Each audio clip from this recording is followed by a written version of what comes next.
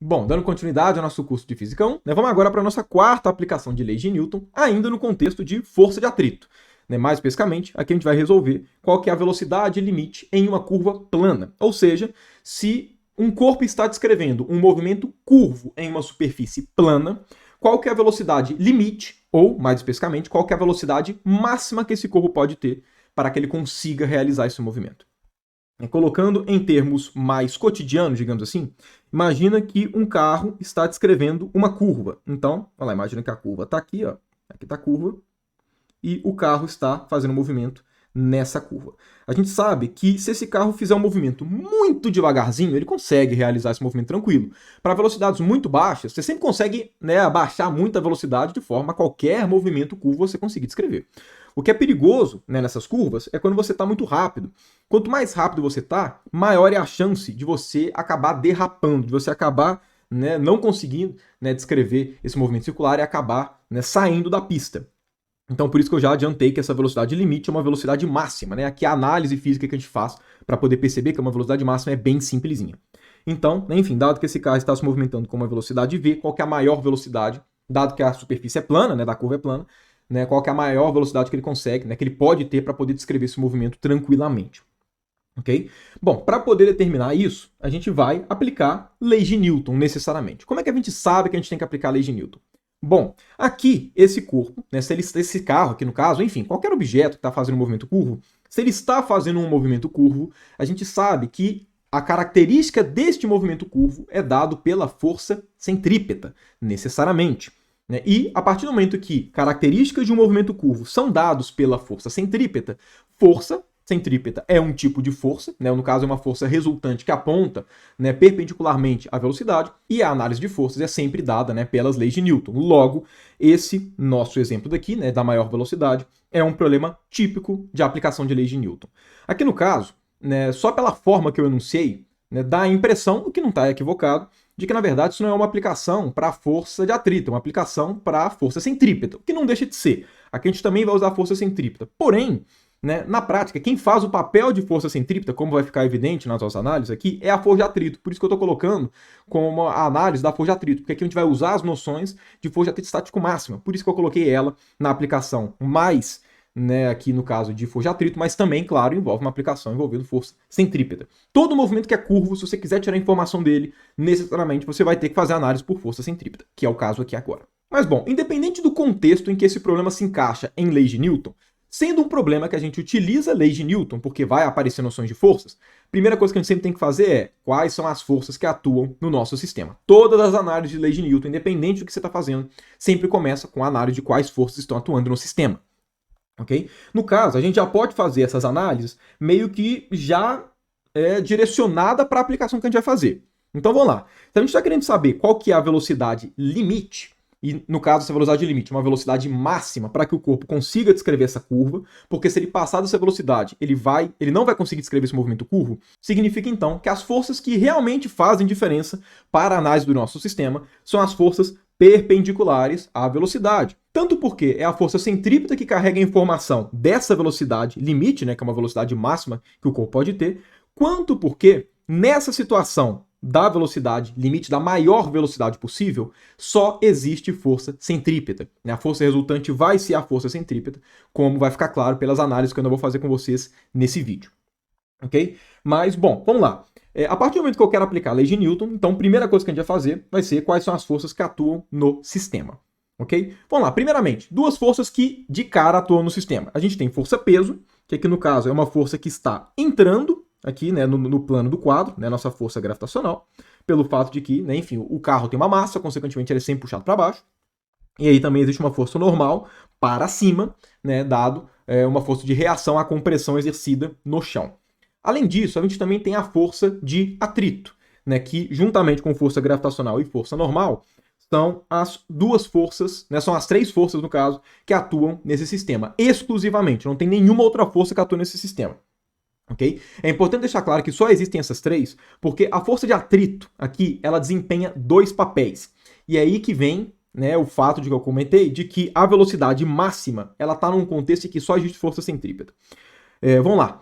Alguns vídeos atrás, mais especificamente na segunda aplicação, eu mostrei para vocês como é que era a força no caso, a força de atrito sendo aplicada em rodas tracionadas e não tracionadas. Okay? E no caso, independente se era tracionada ou não, vocês devem se lembrar, se não lembram, recomendo que vocês vejam o vídeo da segunda aplicação, é que independente da situação, a partir do momento que a roda está rolando, que é o caso para um carro, a gente não quer que o carro derrape, a força de atrito que atua no sistema é a força de atrito estática. Certo? Na prática, então, sempre que existir alguma força de atrito em um carro que não desliza, essa força é atrito estático. Vamos lá, a tendência desse carro, a tendência dele é escapar pela tangente. O que não deixa ele escapar pela tangente é a força de atrito. Uma forma fácil de se verificar isso é o seguinte, imagine que você está dentro do carro. Quando você acelera o carro, você sente o seu corpo sendo jogado para trás, porque o carro está acelerado para frente. Quando você freia o carro, você sente o seu corpo sendo jogado para frente. Por quê? Porque quando você pisa no freio, o carro está sendo acelerado para trás. O que significa? Quando você está dentro de um referencial acelerado, você sente o seu corpo sendo jogado para a direção contrária da força que está atuando naquele sistema. Consequentemente, vamos lá, se você está numa curva e você faz essa curva, você sente o seu corpo sendo jogado para fora da curva. Isso significa o quê? Significa que existe uma força que te puxa para o centro da curva. E tem que existir mesmo, que é a força centrípeta. Então, necessariamente, vai existir aqui uma força que te puxa, né, independente de qualquer situação, pelo fato de que o movimento é curvo. Então tem que existir força centrípeta, tem que existir uma resultante centrípeta, senão o movimento seria retilíneo. Quem desempenha esse papel de força centrípeta é a força de atrito, no caso, né, a força de atrito estático. Por quê? Porque o ponto de contato entre a roda e o chão está sempre em repouso, levando em conta que o carro não desliza, não derrapa, ou seja, levando em conta que ele está descrevendo esse movimento. Então a força de atrito que atua nele é a de atrito estático. E aqui é realmente a força de atrito, porque se a tendência do carro é deslizar na rua e o chão não deixa ele deslizar, o chão só consegue exercer uma força de atrito, né, que seja tangente, e por conta disso, a força de atrito é a força que segura. Agora, além do papel de força centrípeta, a força de atrito também está atuando em cada uma das rodas, de acordo com aquela análise que eu fiz com vocês na segunda aplicação da força de atrito em rodas tracionadas. Certo? No caso, nas rodas tracionadas, a força de atrito ela é, né, no caso, né, na direção do movimento e, né, do movimento do carro mesmo, né, e nas rodas não tracionadas é na direção contrária.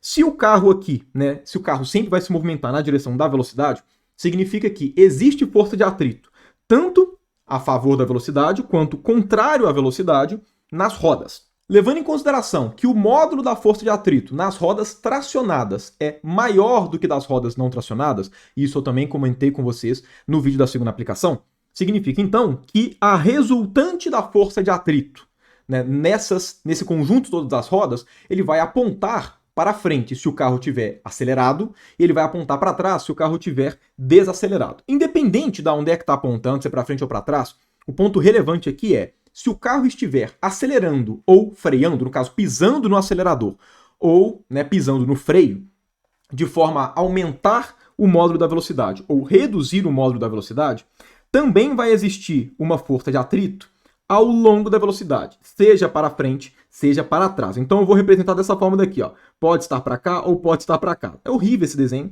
mas só para deixar claro, né, que pode existir também uma força de atrito ao longo do movimento. Essa força de atrito é o que promove a aceleração ou o freio do carro, né, no sentido de aumentar ou reduzir o módulo da velocidade, ok? De acordo com pisar no pedal mesmo.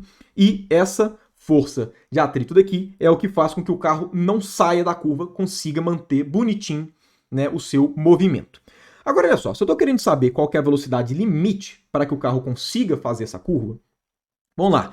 Quanto maior for a velocidade do carro, a gente sabe que a força centrípeta, o módulo dela é mv2 sobre r. O carro, ele não fica variando a massa dele, evidentemente. Então a massa não varia. Além disso, a curva que ele está descrevendo no movimento é uma curva específica, que tem um raio específico. Consequentemente, o raio não muda. Então, o valor da força centrípeta ele vai mudar de acordo com a velocidade. Quanto maior a velocidade, maior a força centrípeta. Quanto menor, menor a força centrípeta. Agora, se a gente quer que esse carro complete o movimento, se a gente quer que esse carro não derrape, não saia pela tangente, a gente quer que a força de atrito que atua nele, que atue nesse carro, seja sempre a força de atrito estática. Porque se for de atrito cinético, significa que o carro está derrapando. Então já era, ele não vai conseguir descrever o movimento, porque ele vai derrapar e sair da curva. Então, se a gente está querendo que seja de atrito estático, existe uma situação máxima. Existe uma força de atrito máxima, que é a força de atrito estático máximo. Nessa situação, é a situação máxima que o carro pode fazer a curva e o atrito segurar. Se o carro acelerar um pouquinho, a força, né, no caso a força centrípeta, ela teria que ser maior, e aí a força de atrito não consegue mais segurar e o carro derrapa. Então, a condição que a gente chega, né, a condição que a gente vai aplicar para poder determinar qual que é a maior velocidade possível, né, para que o carro descreva essa curva, é a situação em que a força de atrito que está atuando é a de atrito estático máximo, porque a partir disso ele derrapa e não descreve mais a curva. Agora, olha só, vê se vocês concordam comigo. Se o carro está acelerando ou freando, existe essa componente da força de atrito. E para o carro fazer a curva, né, se ele está fazendo uma curva, existe essa componente perpendicular à velocidade da força de atrito. Vocês devem concordar comigo que, se existir essas duas componentes, a velocidade que o carro vai poder descrever na curva, sem derrapar, é menor do que se ele estivesse descrevendo o movimento com velocidade constante. Vamos lá, deixa eu fazer essa análise com mais calma, para ter certeza que todo mundo entendeu. Vamos supor que esse carro está descrevendo um movimento com velocidade constante. Beleza? Velocidade constante. Se a velocidade é constante, significa que não existem mais essas forças de atrito a favor ou contrário ao movimento. Porque essas forças de atrito a favor ou contrário ao movimento das rodas tracionadas, elas aparecem somente quando a rotação da roda varia. Ou seja, quando ele está acelerado ou quando ele está freando. Só você voltar na segunda aplicação que isso fica mais claro. Se o carro está com movimento constante, não existem essas forças de atrito nas rodas, pelo menos na direção, né, da velocidade. Então, a única força de atrito que vai existir é essa daqui que segura o carro. Ok? Agora, se a gente estiver acelerando ou freando na curva, além dessa componente também vai aparecer essa. Por que isso muda a situação? Porque se eu tenho essas duas componentes e a força de atrito estática máxima tem um valor específico que depende do coeficiente de atrito estático e da normal, que nesse caso é igual ao peso, porque o carro não está pulando, o carro está sempre em cima da superfície, significa o quê? Vamos lá, vamos pegar a situação que o atrito estático é máximo. Imagina, por exemplo, que o atrito estático máximo, só por hipótese, tá? Sei lá, imagina que ele deu 100 newtons. Então o atrito estático máximo é 100 newtons. Se o carro tiver acelerado, a soma dessa parcela da força de atrito com essa da força de atrito, ela vai ser no máximo igual a 100. Então perceba, parte desses 100 newtons estaria para essa força de atrito e parte estaria para essa. Ou seja, a parcela da força de atrito que segura o carro para ele descrever a curva seria menor do que a totalidade que o atrito conseguiria segurar. Porque parte desse atrito máximo está sendo usado para poder acelerar ou frear o carro. Em compensação, se o carro descreve um movimento com velocidade constante, e aí, por consequência, essa, no caso, o módulo da velocidade constante, né, essa parcela da força de atrito, por conta de acelerar ou frear, não existe mais, esses 100 newtons vai poder ser dedicado completamente para a componente perpendicular à velocidade, que é a componente da força centrípeta, fazendo com que o carro pode ser segurado de uma forma mais eficiente. Ele pode ser segurado de forma melhor, porque todos esses 100 newtons vão estar dedicados para essa parcela para ele descrever a curva. Então, se ele tiver acelerado, sei lá, desses 100 newtons, só uma parcela vai para essa força centrípeta, 90, 80, e isso reduz a velocidade que ele pode descrever o movimento da curva. Certo? Então, a maior velocidade que um carro pode descrever é aquela velocidade, né, não só que a força de atrito ela é a força de atrito estática máxima, mas também é aquela velocidade em que a força de atrito estática ela está completamente direcionada para a força de atrito perpendicular à velocidade, que é a situação que a velocidade é constante. E aí, como a velocidade é constante nessa situação de velocidade máxima, realmente a força resultante é a força centrípeta. Então, esse é o nosso problema, a gente só precisa analisar a força centrípeta. Ok? Então, enfim, é isso. Espero que tenha ficado clara essa análise toda. Se não ficar claro, reveja toda essa minha explicação com calma, porque isso é bem importante. De maneira geral, a gente sempre, quando vai fazer essa análise, a gente já despreza essa força de atrito. A gente fala como se ela não existisse. A gente já leva em conta uma velocidade constante. Mas a gente leva em conta uma velocidade constante porque é na velocidade constante que toda a força de atrito vai ser centrípeta. E aí a gente consegue descrever o movimento, inclusive, mais rápido. Né? Então, só para deixar claro, né? Se você está na velocidade limite, você tem que tomar um cuidado muito grande, porque até se você frear um pouquinho, pode ser que você derrape, porque você vai reduzir a parcela da força, né, de atrito que está na centrípeta para uma parcela tangencial e pode ser que você derrape. Então, enfim, a situação que nós estamos analisando é a situação que essas daqui são as forças que atuam no sistema exclusivamente. Ok? E aí também, só para poder consolidar a ideia de que a força de atrito é realmente para a esquerda e não para a direita, nesse nosso caso, é que a tendência do carro é sair da curva. Então a tendência do carro é derrapar, aqui no caso, da esquerda para a direita. Logo, a força de atrito se opõe a essa tendência de movimento e ela vai ser da direita para a esquerda. Por isso que ela vai ter essa direção e sentido. Dado essa análise, que é realmente a parte maior, né, mais longa dessa nossa aplicação, agora, do ponto de vista numérico, fazer conta é muito fácil, é muito direto. Só existe essa força perpendicular à velocidade que esteja apontando para o centro do movimento. Porque percebam, normal e força-peso, elas também são perpendiculares à velocidade, mas elas não apontam para a direção do movimento, né, para a direção da curva, né, do centro da curva. Consequentemente, eles não colaboram para a força centrípeta. Logo, quem vai fazer o papel de força centrípeta é exclusivamente a força de atrito. Então, aqui no caso, nossa força centrípeta, ela vai ser a nossa força de atrito.